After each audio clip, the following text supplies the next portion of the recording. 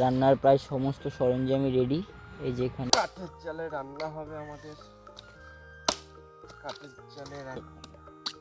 হ্যাঁ ভালো। একটু প্রবলেম।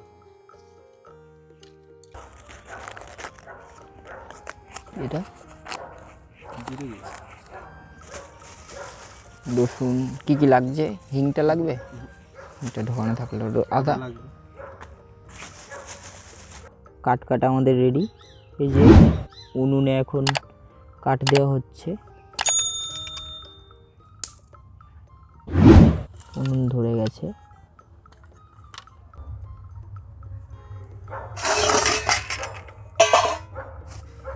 চালটাকে ধুয়ে আগে আমরা ভাতটা চাপিয়ে নেব।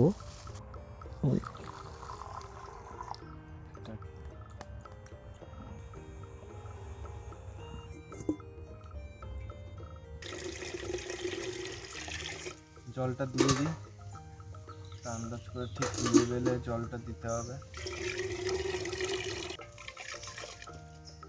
জলটা দিয়ে দিলাম,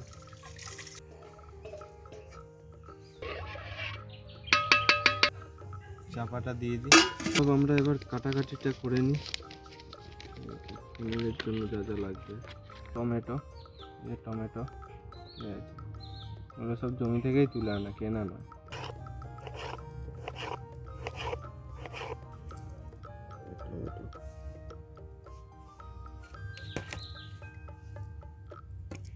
লঙ্কাটা কেটে নেবো।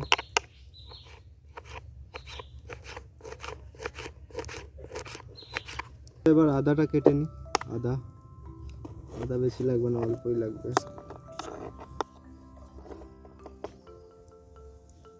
এবার আলুটা ছুলে নিই।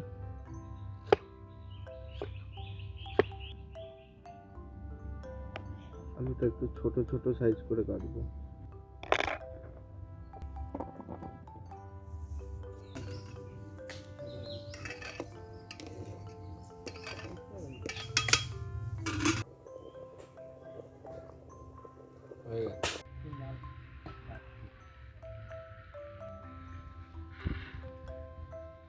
রাইসটা করবো, তাই কড়াইটা চাপিয়ে দিই।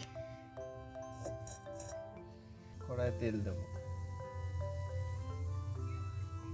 জিরে দিলাম, যেটা একটু বেশি পরিমাণেই লাগবে। তেজপাতা, শুকনো লঙ্কা,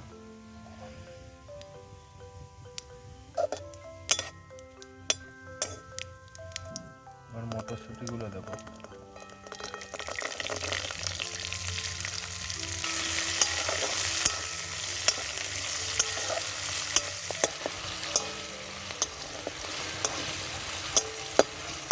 এবার আমরা কি করব, এবার আমরা ভাতটা দিয়ে দেব। ঠিক আছে,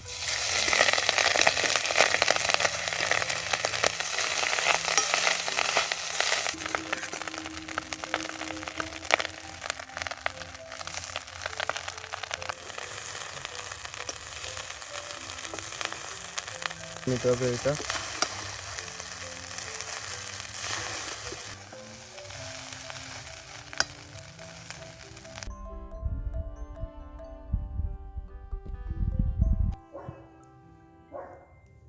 এবার পনিরটা সাইজ করে কেটে নিই।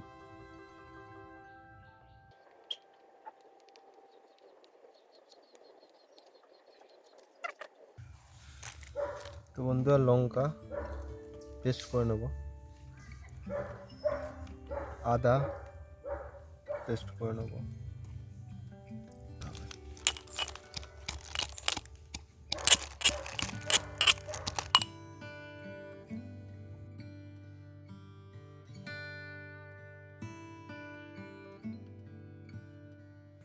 পনিরটা ভাজার হয়ে তেল দিয়ে দিলাম, পনিরটা দিয়ে দিলাম।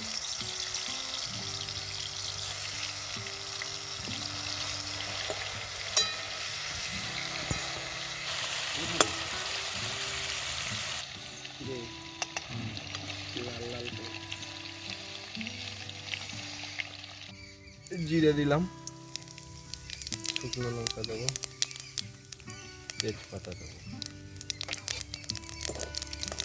আলুগুলো দিয়ে দেবো।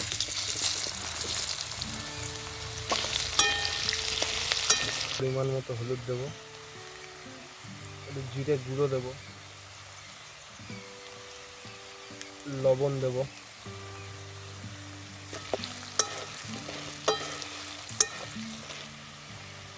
এবার আমরা আদা লঙ্কার পেস্টটা দিয়ে দেবো,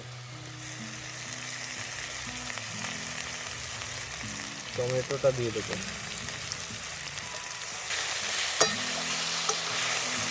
কাশ্মীরি লঙ্কার গুঁড়ো দেবো,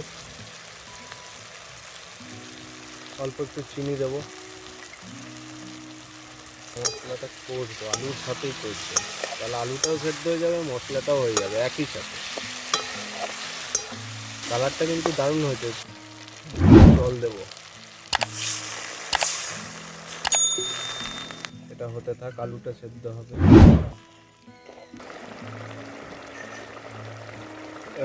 এবার পনিরগুলো দিয়ে দিলাম।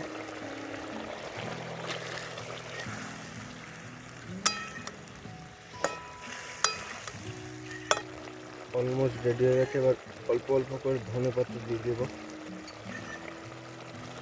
এবার একটু বন্ধুরা গরম মশলা ছড়িয়ে দেবো, অল্প, বেশি না, আর একটু ঘি।